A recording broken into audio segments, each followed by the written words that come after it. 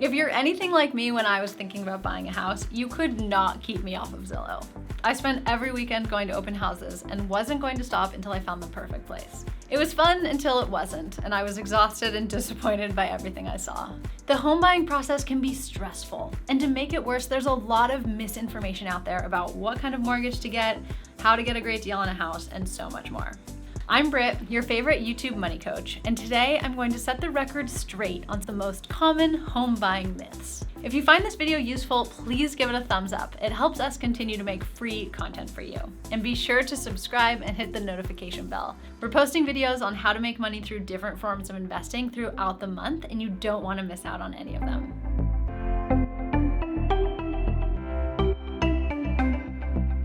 All right, let's get into the myths about buying a house. Myth number 1, exploring options is the first step to buying a house. I know it's tempting to hop onto Zillow and do a little window shopping. I mean, it can't hurt to just look, right? But there are several things you should do before you start even casually house hunting. We did a full video on this, which I'll link to in the description, but here's a quick summary of the first things to do before buying a house. 1, get pre-approved for a mortgage. This will give you an idea of where you can start looking and how to set your price filters. 2, decide how big of a mortgage you can actually take on.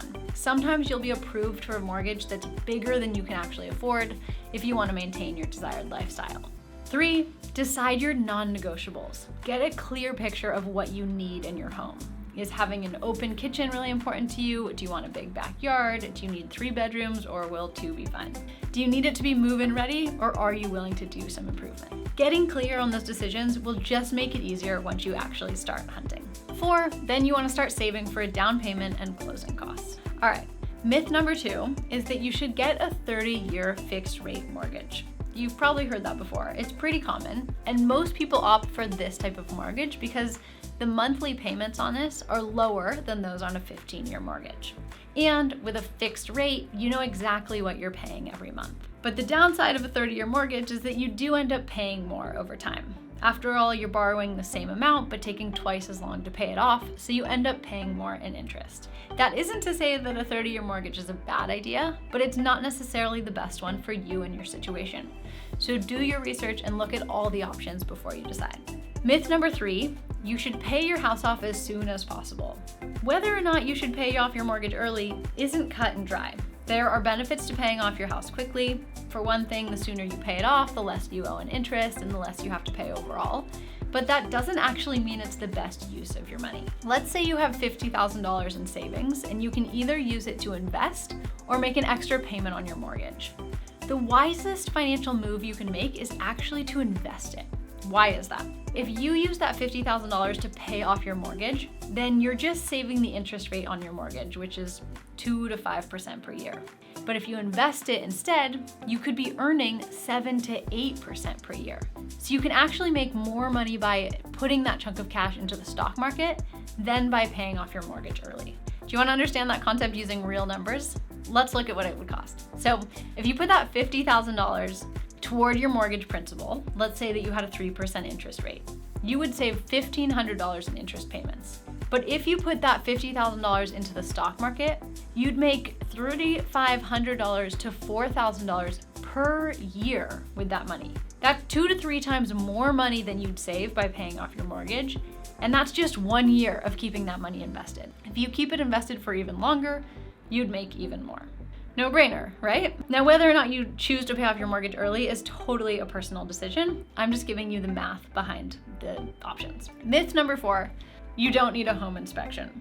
So when the market is hot and houses are going quickly, you might be tempted to waive the inspection to secure the deal. But that is taking a huge gamble. There are so many invisible things that could be wrong with a house. There could be decaying wood or structural damage. There could be electrical issues. There could be a gas leak.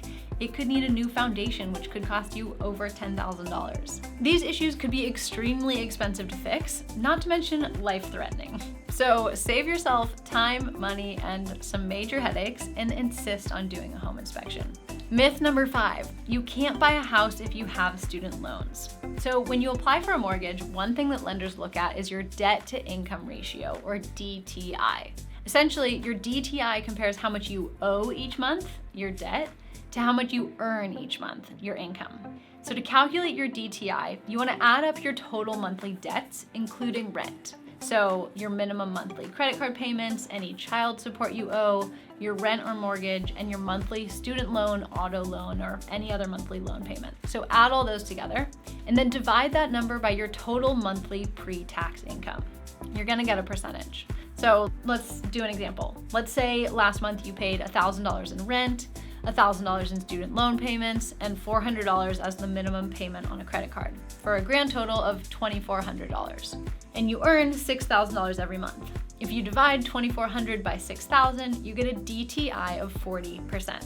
So you'll look better to lenders if you don't have debt, but even if you have student loans, as long as your DTI is below 36%, you should be able to get approved for a mortgage. Myth number 6, you should buy a fixer-upper. You've probably seen a home improvement show or two where they transform someone's dated vintage house into their all-white dream farmhouse. And that's when you hop on Zillow to find your next fixer-upper. And while it's super tempting to believe that you can work that same home renovation magic, you may end up having to spend much more time and money than you were budgeting to get that transformation.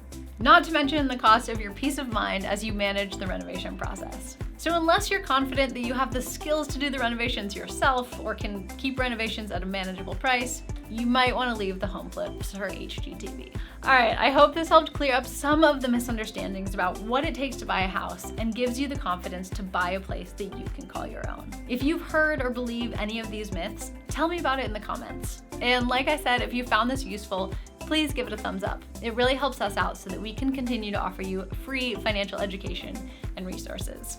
Thanks for watching. I'll see you next time.